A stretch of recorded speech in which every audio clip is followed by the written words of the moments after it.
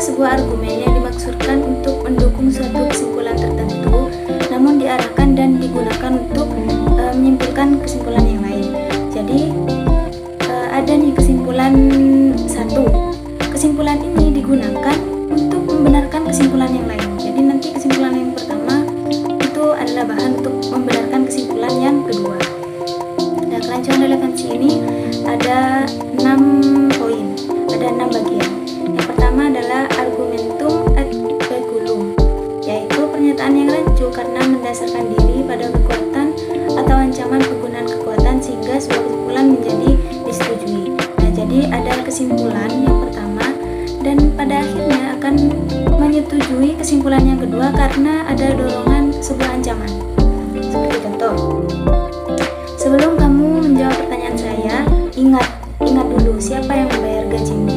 Jadi di sini si pelayan ini tidak berani untuk membantah sang majikan karena yang membayar adalah majikannya, meskipun nanti yang diucapkan oleh pelayannya itu benar, karena ada ancaman dari majikan, tetap dia akan menyetujui apa yang dikatakan oleh majikan karena ada ancaman dari majikannya.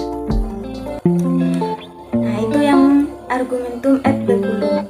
Yang kedua adalah argumentum ad hominem, pernyataan yang rancu karena lebih diarahkan pada pribadi orangnya daripada argumen yang dikemukakannya. Jadi meskipun argumennya benar, tapi pada kerancuan seperti ini tetap mengarah pada orang yang bicara. Jadi di sini tidak berlaku undur makola wala tandur makola, itu tidak berlaku. Tapi yang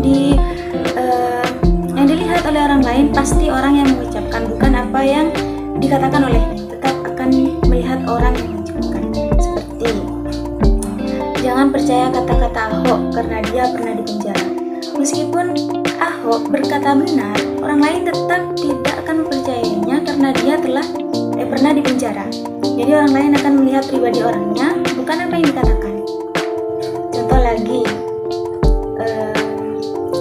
kamu tahu dari mana? Kamu kan cuma anak remaja. Jadi di sini kalau seorang remaja kalau memberikan pendapat itu tidak sepenuhnya orang lain percaya karena dia masih remaja, masih belum matang pikirannya.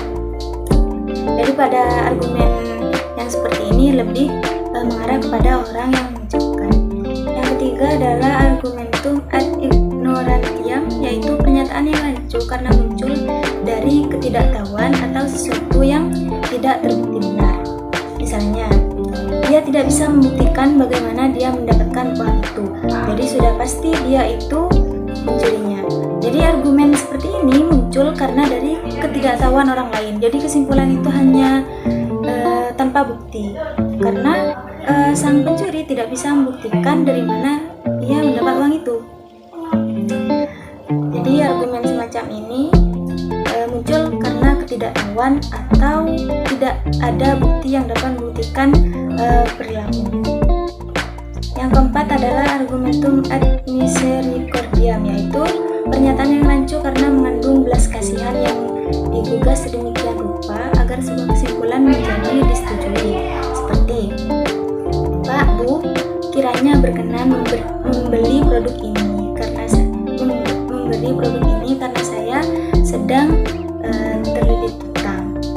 Contoh lagi, Pak Polisi, jangan tangkap saya, anjing saya baru meninggal, ibu mertua saya baru datang, dan gaji saya bulan ini datang terlambat. Jadi argumen semacam ini muncul karena ada belas kasihan. Jadi seseorang setuju bukan karena logis, tapi karena arah psikologisnya. Yang kelima adalah argumentum ad peculum, yaitu pernyataan yang rancu karena kebenarannya didasari oleh pendapat orang banyak dan bukan karena argumen tersebut benar. Jadi tidak peduli argumen itu benar atau tidak, tapi argumen semacam ini lebih mengarah kepada populasinya, kepada berapa banyak orang yang mendukung argumen itu. Jadi tidak peduli argumen itu benar atau tidak. Seperti hakim akhirnya memutuskan bahwa Ahok bersalah oleh sebab tekanan umat muslim. Meskipun Ahok itu benar, tapi tidak ketahuan itu benar atau salah si Ahok ini. Tapi karena tekanan umat muslim, Ahok musuh umat muslim, lebih banyak umat muslim, maka kesimpulan seperti ini dilihat karena lebih banyaknya pendapat orangnya, bukan dari orangnya. Seperti lagi di Bandung ini, hampir semua orang suka dengan kepemimpinan Ridwan Kamil. Jadi tidak peduli Ridwan Kamil itu benar atau tidak, pokoknya dilihat dari pendapat orang banyak. Yang keenam adalah argumentum ad verecundiam, yaitu pernyataan yang rancu karena mendasarkan pembenaran dari dukungan atau pendapat pada kewibawaan orang terkenal, yang sebenarnya tidak mempunyai kompetensi untuk menyatakan hal tersebut.